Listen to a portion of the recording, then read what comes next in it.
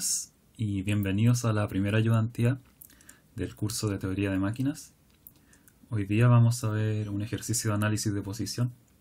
Este ejercicio es el de la biela manivela invertida. Tenemos 4 preguntas. Estas preguntas y los datos de este ejercicio están disponibles en un PDF en el curso, así que les recomiendo que utilicen ese mientras van haciendo el ejercicio. Pero en general tiene estas 4 preguntas, que sería construir el circuito vectorial, luego es hacer la ecuación de cierre y poner la lista de parámetros, obtener la expresión general para la posición, luego hacer el cálculo de esta posición. Estamos hablando de la posición de los puntos de interés, que sería punto A, el B y el C, ¿ya? Y finalmente obtener los valores máximo y mínimo para los ángulos θ2 y θ4. θ2 es el que está acá y θ4 sería uno que parte desde el horizontal aquí hasta acá, de ese eslabón.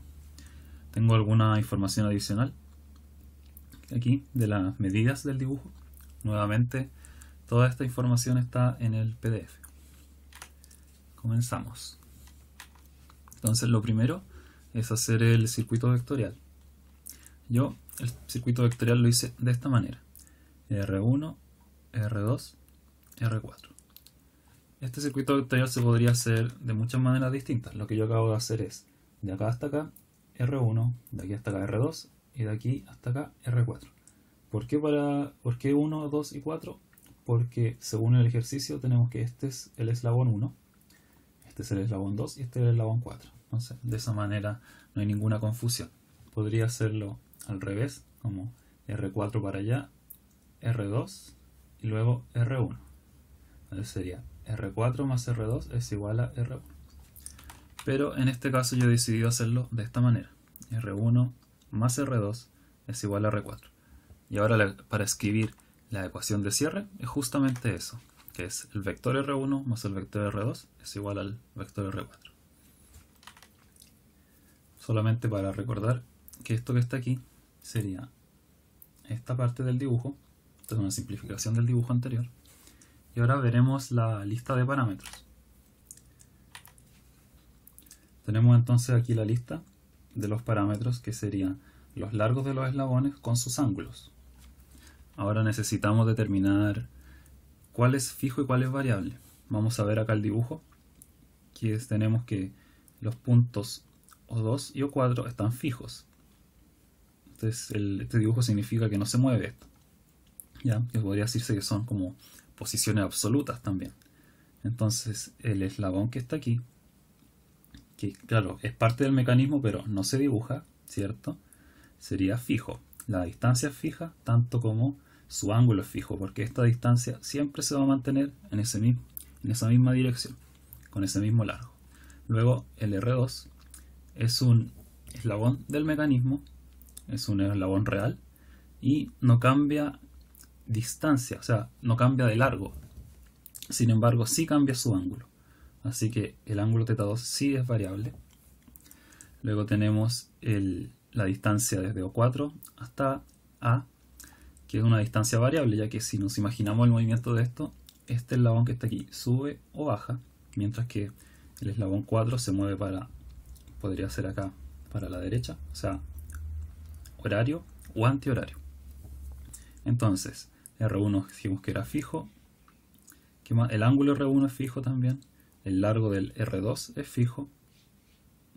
Y los demás son variables. Entonces, si llenamos la lista, tendríamos esto: fijo, fijo, fijo, variable y variable.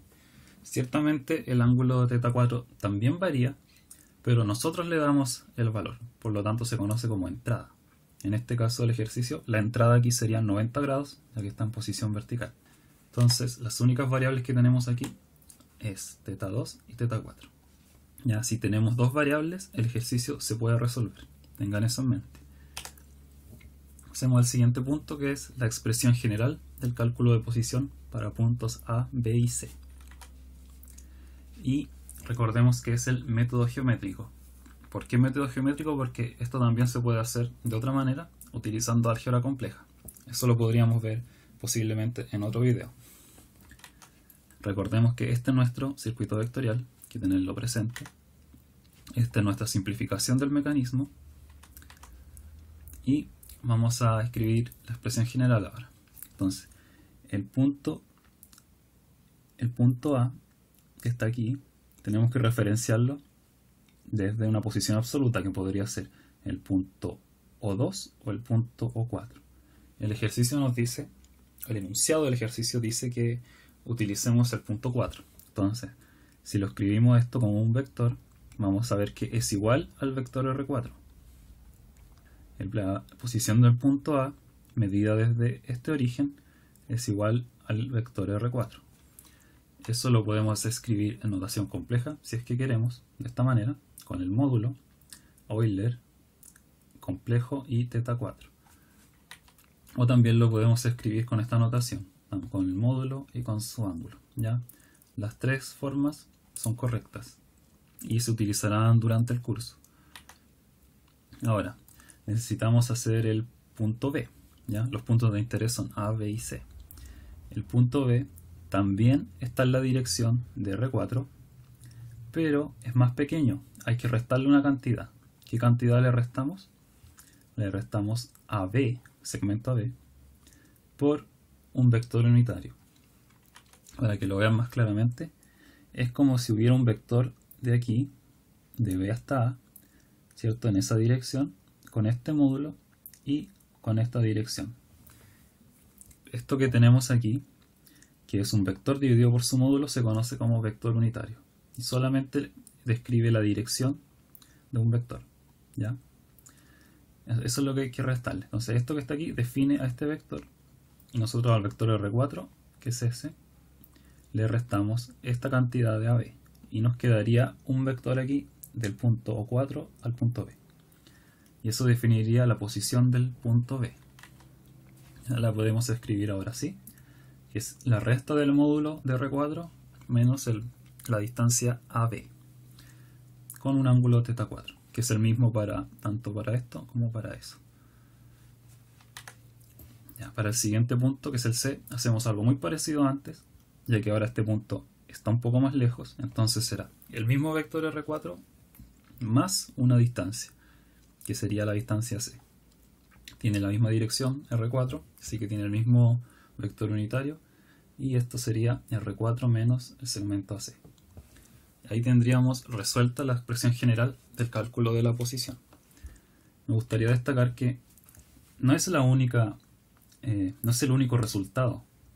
También nosotros podríamos describir la posición del punto A pasando por el punto O2 y usando dos eslabones, que sería R1 más R2. R1 más R2 es igual a R4. ¿Sí? Es exactamente lo mismo que escribir esto que está acá arriba.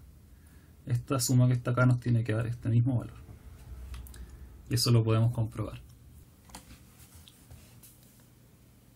Continuamos con la segunda parte de este punto, que es el cálculo de la posición absoluta de A, B y C. Para eso yo he hecho el dibujo acá un poco más grande y he puesto las medidas que nos da el ejercicio, que serían los 18, 20 y 35 milímetros acá, 3 milímetros de O4 hasta B y el ángulo de 50 grados del eslabón R1. Ahora, las distancias que a mí me interesa calcular, vamos a volver atrás un poco, son estas que están aquí, porque yo quiero resolver en qué posición está el punto A, B y C medidos desde el punto 4. Entonces necesito saber R4, el largo AB y el largo AC. Y es por eso que los he anotado aquí, que estos son importantes y son como nuestro objetivo a resolver en este dibujo. Los pasos para hacer esto son: primero tengo que hacer la resta de 90, que es el ángulo que está aquí, menos el ángulo de 50 para obtener este ángulo. Ya que el ejercicio nos dice que este elemento está vertical, obtenemos 40 grados. Ahora para el paso 2 necesitamos obtener esta distancia que está aquí, del O2 hasta el punto D. Eso lo podemos hacer con el seno de 40 y el largo de 18, de esta manera. Y obtenemos 11,57. Para el tercer paso hacemos algo muy parecido, pero en vez de usar el seno utilizaremos el coseno para obtener la otra distancia, que es de 13,79. Siguiente paso, vamos a calcular el θ2 utilizando una distancia conocida, que es esta que está aquí, y la otra distancia que nos da de la hipotenusa, de 20. Entonces tenemos esta ecuación, y ahora para obtener el ángulo tenemos que pasar el 20 dividiendo y sacar la función inversa, que sería el arcoseno de eso, y eso nos da un valor de 54,65 grados. Ahora podemos obtener la distancia AD utilizando 20 por el seno de ese ángulo, y eso nos da 16,31, que sería la distancia D. Luego, para obtener la distancia AC, necesitamos restarle esta distancia que sí conocemos, de los 4C de 35, restarle la distancia AD que calculamos y la distancia O4D que también calculamos acá. Y así obtenemos la distancia C, que es de 4,9. Finalmente necesitamos obtener la distancia B. Para la distancia B solamente tenemos que hacer esta suma y resta, que correspondería al valor AD que ya calculamos, el valor de O4D, y restarle esta distancia que está aquí de 3 milímetros, que nos da el problema. Y así obtenemos 27,1, que sería la distancia AB. Y así tenemos los dos valores de interés que queríamos, que era la distancia C y la distancia B, para resolver las posiciones de los puntos. Ahí tenemos el dibujo resuelto y los valores que obtuvimos de él, que son importantes. Y ahora vamos a resolver las ecuaciones. Para calcular la posición del punto A, entonces necesitamos utilizar esta expresión que ya habíamos definido, y necesitamos el valor del módulo de R4, que en este caso es O4A. De esta manera, la posición del punto A es de 30,1, con un ángulo de 90. Si queremos la posición del punto B, usamos esta expresión y damos una resta entre el módulo de R4 y el segmento AB. Esto nos da 30,71 menos 27,1, que sería 3 milímetros con 90 grados. Y por último, para el punto C, algo muy parecido, solo que ahora necesitamos la suma de el módulo del vector R4 más el segmento AC, y eso es igual a 35 milímetros con un ángulo de 90. Todas estas posiciones están medidas desde el punto O4. Solo a modo de comprobar, veremos que la posición del punto A de esta otra manera, pasando por el eslabón R1 y R2, nos tiene que dar el mismo resultado. Podemos comprobar esto haciendo esta suma en una calculadora científica con números complejos y obtendremos el mismo valor obtenido acá arriba.